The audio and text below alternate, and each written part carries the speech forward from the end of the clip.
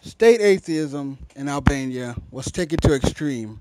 During the totalitarian regime installed after World War II, when religions identified as imports foreign to Albanian culture were banned altogether. The Agrarian Reform Law of August of 1945 nationalized most property of religious institutions, including the estates of mosques, monasteries, orders, dioceses. Many clergy and believers were tried and some were executed. All foreign Roman Catholic priests, monks, nuns were expelled in 1946.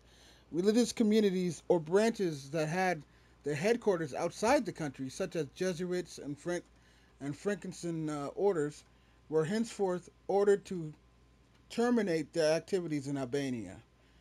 Religious institutions were forbidden to have anything to do with education of the young because that had been made the exclusive province of the state. All religious communities were prohibited from owning real estate and from operating philanthropic and welfare institutions and hospitals.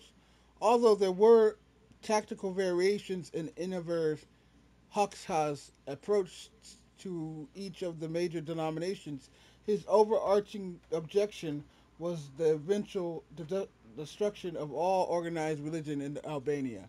From 1945 to 1953, the number of priests was reduced drastically, and the number of Roman Catholic churches was decreased from 253 to 100, and all Catholics were stigmatized as fascists. The campaign against religion peaked in the 1960s. Beginning in 67, the Albanian authorities began a campaign to eliminate religious life in Albania. Despite complaints even by AEPL members, all churches, mosques, monasteries, and other religious institutions were either closed down or converted into warehouses, gymnasiums, or workshops by the end of 1967. By May of 1967, religious institutions had been forced to relinquish all 2,169 churches, mosques, cloisters, and shrines in Albania, many of which were converted into cultural centers for young people, as the, literally, the literary monthly Nindori reported the event. The youth had thus created the first atheist nation in the world. Clerics were publicly vilified and humiliated, their vestments taken and desecrated. More than 200 clerics of various faiths were imprisoned.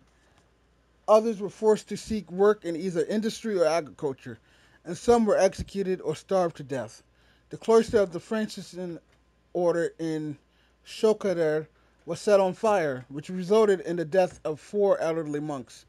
Article 37 of the Albanian Constitution of 1976 stipulated the state recognizes no religion and supports atheistic propaganda in order to implement a scientific materialistic world outlook in people.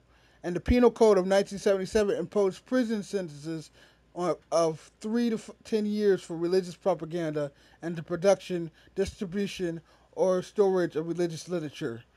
A new decree that in effect targeted Albanians with Muslim and Christian names stipulated that citizens whose names did not conform to the political, ideological, or moral standards of the state were to be changed. It was also decreed that towns and villages with religious names must be renamed. Hoxha's brutal anti religious campaign succeeded by eradicating formal worship, but some Albanians continue to practice the faith clandestinely, risking severe punishment. Individuals caught with Bibles, Qurans, icons, or any other religious articles face long prison sentences. Religious weddings were also prohibited.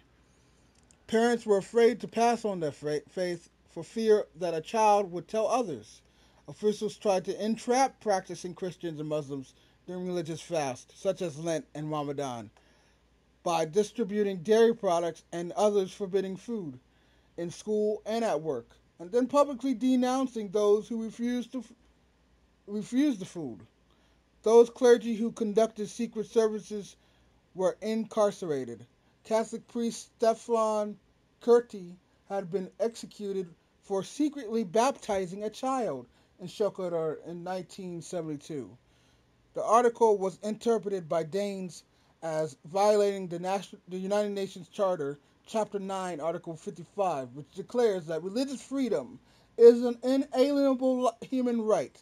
The first time that the question came before the United Nations Commission on Human Rights at Geneva was late March 7, 1983.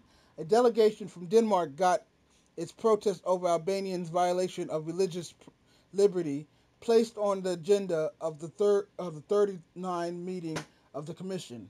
Item 25 reading implementation of the Declaration of the Elimination of all forms of intolerance and of discrimination based on people of belief or religion, and on July 20th, 1984, a member of the Danish Parliament inserted an article into one of Denmark's major newspapers protesting the violations of religious freedom in Albania.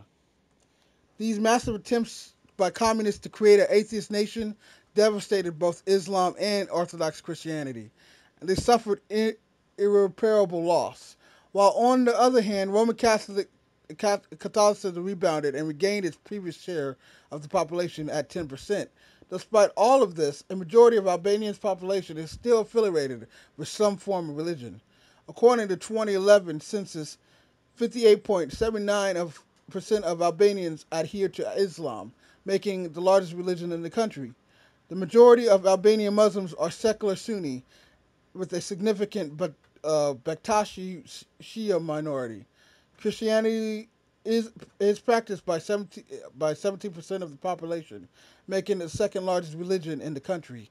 The remaining population is either irreligious, irreligious or belongs to other religious groups. Before World War II, there had been given a distribution of 70% Muslim, 20% Eastern Orthodox, 10% Catholic. Today, Gallup Global Reports 2010 shows that religion plays a role in the lives of only 39% of Albanians and ranks Albania the 13th largest religious, what? 13th least. 13th least religious country in the world.